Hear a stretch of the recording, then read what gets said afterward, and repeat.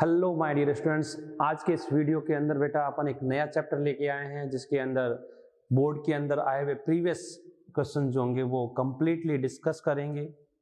कौन कौन से क्वेश्चन जो है कौन कौन से ईयर में पूछे गए। इससे पिछले वीडियो के अंदर अपन ने एक टॉपिक लिया था, चैप्टर लिया था photo electric effect and matter wave. उसके प्रीवियस क्वेश्चंस डिस्कस किए थे और उससे जो भी न्यूमेरिकल पर्पज से क्वेश्चन बन रहे थे या जो बोर्ड में आने वाले हैं वो सारे क्वेश्चन अपन ने डिस्कस किए थे। अब उसी सीरीज के अंदर बेटा अपन नेक्स्ट चैप्टर लेके आए हैं इलेक्ट्रोस्टैटिक्स। इस वीडियो के अंदर, इस चैप्टर के अंदर जो भी बोर्ड में क्वेश्चन आज तक पूछे गए हैं वो सभी क्वेश्चन अपन देखेंगे और इस सत्र 2023 के अंदर कौन सा क्वेश्चन आपके लिए इंपॉर्टेंट होगा, कौन से टॉपिक आपको डिस्कस करना है, कौन सा टॉपिक आपको पढ़ना है, वो चीज इसमें देखेंगे। इन आज के वीडियो के अंदर जो आपको प्रश्न बताए जाते हैं, अगर आपने ये देख लिया तो इसके अलावा इस चैप्टर में आपको कुछ भी देखने की जरूरत नहीं है। मात्र 15 मिनट का ये वीडियो, इस 15 मिनट के अंदर जो भी क्वेश्चंस आपको मैं बताऊंगा आप इनको गौर कर लें, देख लें। इनके अलावा इस चैप्टर को कुछ भी देखने की जरूरत नहीं रहेंगे। सारे प्रश्न जो होंगे आपको इसी में से मिलेंगे।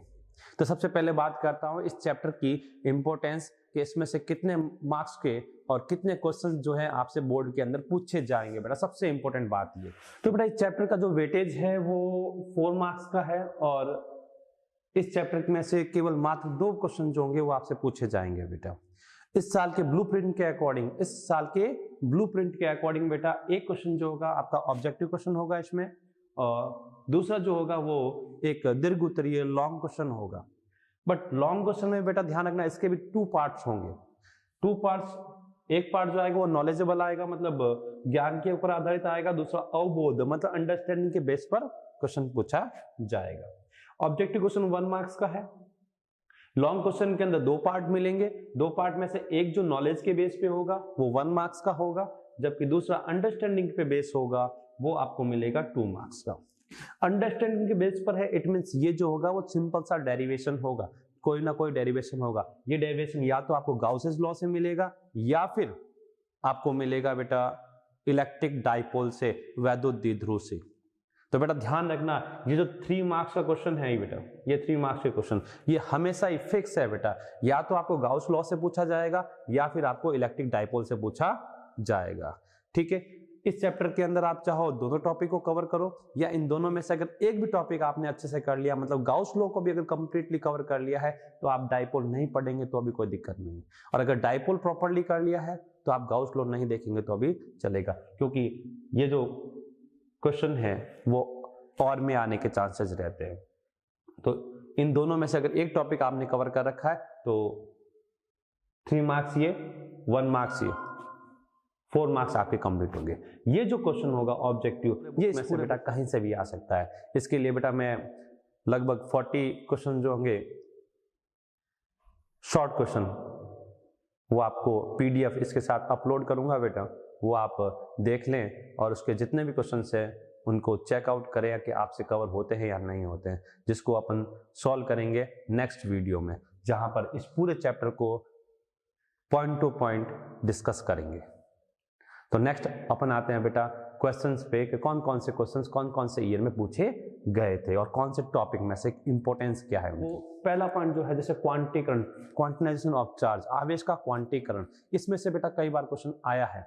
ठीक है, थ्योरेटिकल की फॉर्म में एक बार ही पूछा गया 2016 के अंदर सप्लीमेंट्री की फॉर्म में, बट इसके ऊपर जो है सिंपल सा न्यूमेरिकल जो है वो डिस्कस किया जा सकता है, क्योंकि यही न्यूमेरिकल जो आपके सामने लिखा हुआ 2022 मतलब लास्ट ईयर पूछा गया था, लास्ट ईयर पूछा गया था। उसमें सिंपल का सा क्वेश्चन था, मिलिकन तेल बूंद प्रयोग में किसी बूंद पर आवेश का मान दे रखा था, बूंद पर आवेश का मान दे रखा था और फाइंड आउट करना था नंबर ऑफ इलेक्ट्रॉन्स, कि कितने इलेक्ट्रॉन निकालने या फिर जोड़ने पर यह चार्ज आए। चूंकि चार्ज नेगेटिव में है तो इलेक्ट्रॉन उसमें जोड़े गए थे, तो पूछा गया था कि कितने इलेक्ट्रॉन इसमें जोड़े गए हैं। तो इसके लिए जो फॉर्मूला अपन यूज करते हैं वो आता है Q = Ne plus minus Ne।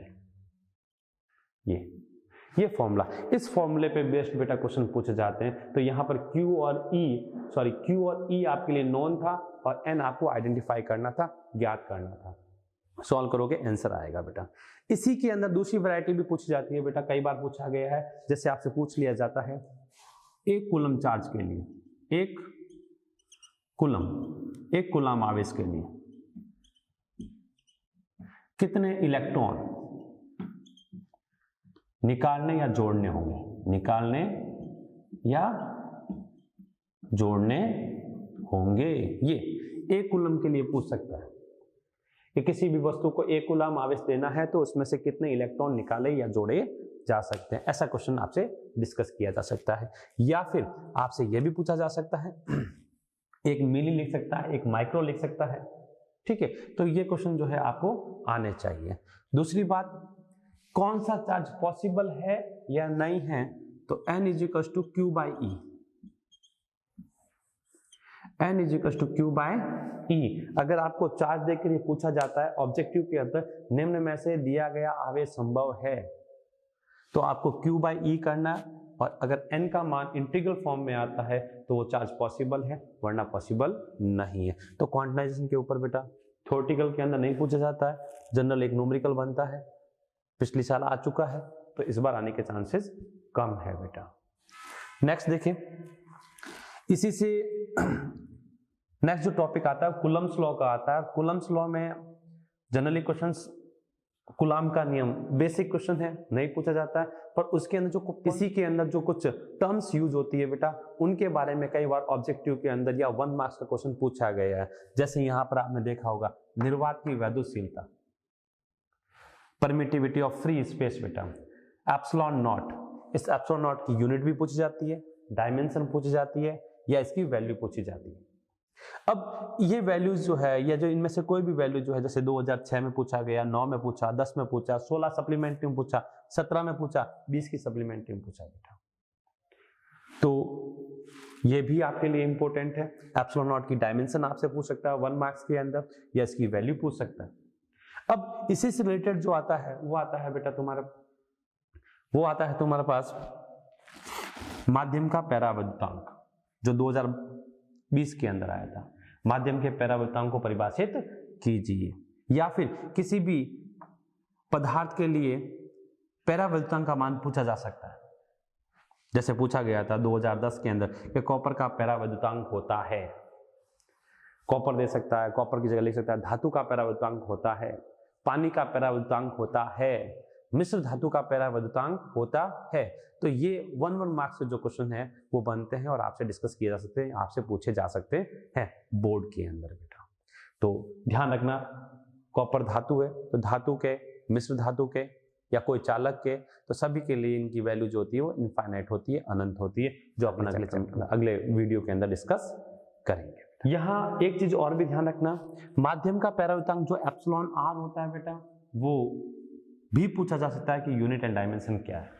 Next जो क्वेश्चन है बेटा, वैद्युत क्षेत्र की तीव्रता को परिभाषित कीजिए, या फिर उसका मात्रक क्या है, उसकी विमा क्या है, या फिर आपके पास ये भी आ सकता है कि बिंदु आवेश वैद्युत क्षेत्र की तीव्रता बताइए।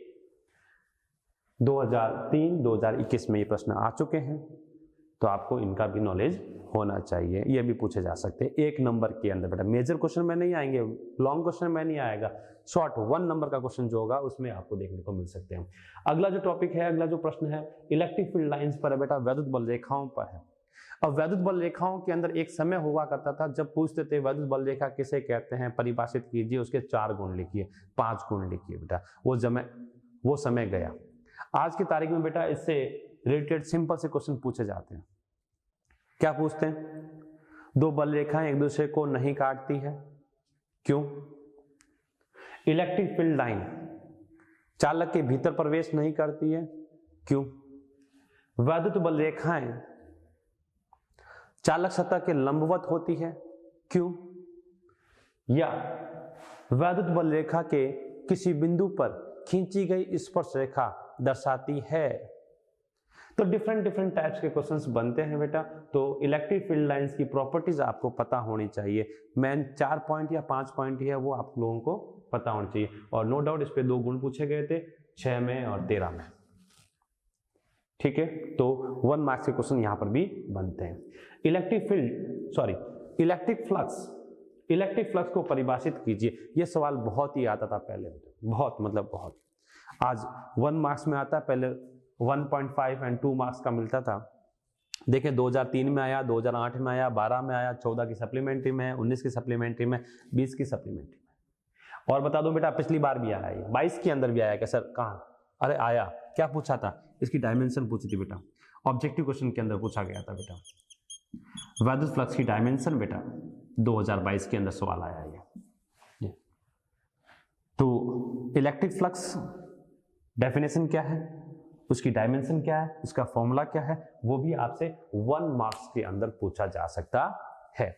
और सिंपल, जैसे न्यूमेरिकल इस चैप्टर में नहीं बनना है, न्यूमेरिकल इस चैप्टर में नहीं बनना है, ब्लूप्रिंट के अकॉर्डिंग, जैसा मैं सोच रहा हूं ब्लूप्रिंट के अकॉर्डिंग इसमें न्यूमेरिकल नहीं बनना है। नेक्स्ट, अब जो टॉपिक मैं डिस्कस करूंगा वो दोनों ही टॉपिक बड़े हैं और उन दोनों टॉपिक में से जो क्वेश्चन आएंगे वो 3 मार्क्स के आएंगे। अभी तक जो मैंने बताया उसमें 1 मार्क्स का क्वेश्चन बनता है। अब जो बात करूंगा उसके अंदर 3 मार्क्स का क्वेश्चन बनेगा, एक गाउस के नियम पर और दूसरा जो है वो डाइपोल पर बेटा। तो फर्स्ट देखेंगे गाउस का नियम। नेक्स्ट बेटा अगर देखें अपना जो मेन टॉपिक, जो लार्ज क्वेश्चन जो बनने वाला, लार्ज आंसर वाला जो क्वेश्चन बनने वाला है, 3 नंबर का जो बनने वाला है बेटा, जो पूरे कंप्लीट आप कवर कर सकते हो, उसके लिए जो टॉपिक है वो है गाउस लॉ बेटा। गाउस लॉ में 101% बेटा लार्ज क्वेश्चन बनेगा। गाउस लॉ के अंदर देखो बेटा, गाउस का नियम लिखो, पूछा गया 4 में, 7 में, 9 में, 11 में, 13 में, 15 में, 16 में, 16 सप्लीमेंट्री 17 में, 19 में, 21 में, 22 में, हर साल गाउस का नियम पूछा जाता है। और उसके साथ में उसकी एप्लीकेशन बेटा, एप्लीकेशन पूछी जाती है। अब इस एप्लीकेशन के अंदर देखें तो एप्लीकेशन के अंदर ये 5 एप्लीकेशन आपके सामने है।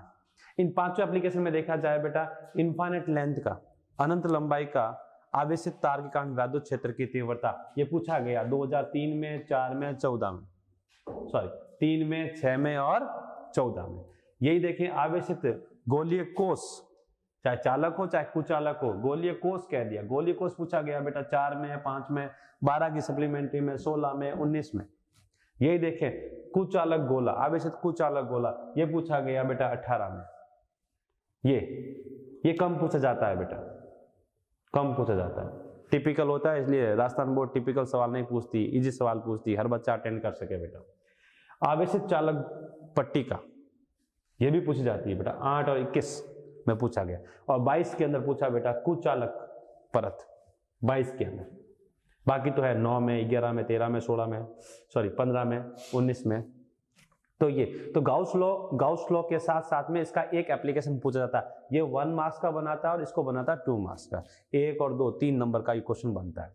अब यहाँ पर सबसे इंपॉर्टेंट बात कि ये जो क्वेश्चन है वो 22 के अंदर आ चुका है बेटा, 22 के अंदर, 2022 के अंदर ये आ चुका है। गाउस का नियम लिखते हुए आवेशित कुचालक परत के कारण विद्युत क्षेत्र की तीव्रता ज्ञात करो। तो नो डाउट बेटा इस क्वेश्चन को तो आप चाहो तो इस साल ना देखो, आएगा ही नहीं, किसी सूरत में नहीं आएगा, ठीक है। हाँ, इस बार ये छोड़ दो, इस बार चांस बनते हैं ये, अगर गाउस का नियम आता है तो 2023 के अंदर जो सवाल मिलेगा वो आपको अनंत लंबाई के आवेशित तार के कारण विद्युत क्षेत्र की तीव्रता पूछी जाएगी, ये सवाल आएगा, ठीक है। 101% बेटा आंख बंद करके विश्वास कर लो, यही सवाल देखने को मिलेगा। कि सर ये मिल गया तो बेटा ऐसे थोड़ी है कि तुम लोग सब कुछ यूं ही चले जाओगे, इसको भी देख लो बेटा, ठीक है। मेन इंपॉर्टेंट ये है, यही आएगा, ये नहीं है तो बेटा ये, इन 2 क्वेश्चन को देख लो, तुम्हारा काम हो जाएगा बेटा, बस गाउस का नियम और ये। इसी के साथ अथवा के अंदर जो सवाल आएगा बेटा इसी चैप्टर का, वो आएगा इलेक्ट्रिक डाइपोल का, इलेक्ट्रिक डाइपोल का। तो मैंने कहा गाउस का नियम कवर कर लो या तो, और या फिर इलेक्ट्रिक डाइपोल वाला टॉपिक कवर कर लो। अगर दोनों में से एक टॉपिक कवर कर लिया तो अभी इस चैप्टर के जो आपके 3 नंबर है वो आप कवर कर लोगे, ठीक है। तो नेक्स्ट डाइपोल के जो सवाल बनते हैं, जो पूछे गए, वो अभी आपको बताऊंगा। तो इस चैप्टर का जो बेटा नेक्स्ट लार्ज जो क्वेश्चन बनता है बेटा 3 मार्क्स का, वो बनता है बेटा इलेक्ट्रिक डाइपोल में से, विद्युत द्विध्रुव में से। अब इसमें क्वेश्चन क्या पूछा गया बेटा डिफरेंट ईयर्स में, पहला स्टेटमेंट तो सभी में कॉमन रहता है, द्विध्रुव व द्विध्रुव आघूर्ण को परिभाषित कीजिए।